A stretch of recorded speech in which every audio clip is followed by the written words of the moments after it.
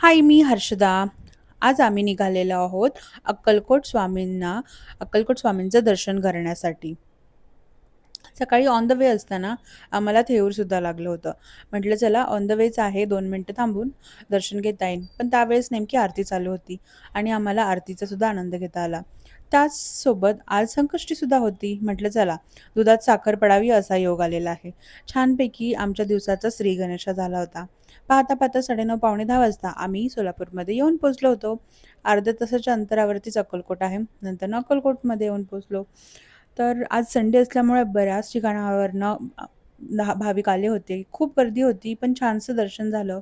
त्यानंतर आम्ही महाप्रसादाचा सुद्धा आनंद घेतला. आता रिटर्न निघालो होतो पुण्याला, पण ऑन द वेज आम्हाला सोलापूर लागणार आहे. म्हटलं चला थोडासा अर्धा तास वेळ काढून जे सोलापूरचं ग्रामदैवत आहे सिद्धेश्वर महाराज त्यांना सुद्धा जाऊन येता येईल. तर पहिले एंट्रीलाच सर्वात अगोदर हे खूप मोठं असं तलाव लागतं बरं का सिद्धेश्वर महाराजांना आणि खूप छान क्लीन होतं. तिथे बोटिंगची व्यवस्था वगैरे आहे आणि बदकं वगैरे पण आहेत लहान मुलांसाठी. बरेच लोकं तिथं पिकनिक वगैरे सुद्धा करत होते बरं का. आणि तिथेच मला अशी छोटीशी खारुताई दिसली. अजिबात घाबरत नव्हती, माणसांपासून पळत नव्हती. छानपैकी ती तिचं तिचं काम करत होती आणि आम्हाला फोटोसुद्धा काढून देत होती. त्यानंतर असा भला मोठा एंट्रन्स आहे. खरं तर नाही का, या ग्रामदेवताची सर्वात मोठी आकर्षण म्हणजे जी असते जानेवारी महिन्यात एक यात्रा, ज्याला गड्डा यात्रा असं म्हणतात. ती साधारणपणे मकर संक्रांतीच्या आसपास असायची. आम्ही लहान होतो त्यावेळेस आम्ही बऱ्याचदा येऊन गेलेलो आहे. पण जसं कॉलेज, स्कूल, जॉब ह्या गोष्टी चालू झाल्या, त्यावेळेस सुट्ट्या मिळत नाहीत. त्यामुळं आम्हाला यायला जमतच नाही. मला वाटतं मी 10 वर्ष वगैरे झाले त्याला आलेली नाही आहे. पण तिथं ना काट्या असतात. त्या काहीतरी मानाच्या काट्या असतात. त्या पर्टिक्युलर लोकं वागवत असतात.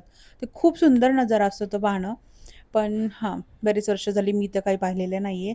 पण बघूया 2027ला सुद्धा दर्शन करायला मिळतंय का ह्या ठिकाणी? बऱ्यापैकी हे सिद्धेश्वर महाराजांच्या मंदिराचं रिनोव्हेशनचं काम चालू आहे. खूप छान, स्वच्छ आहे. आम्ही लहान होतो त्यावेळेस बऱ्यापैकी हा परिसर इतका काही सुधारणावाला नव्हता. छोटंसं मंदिर होतं.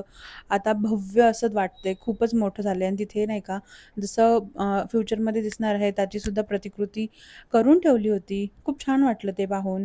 बरेचसे लोकं तिथे कामं चालू होती कार्विंग्सची आणि खूप नाजूक अशी कार्विंग्स करत होते त्या ह्याच्यावरती.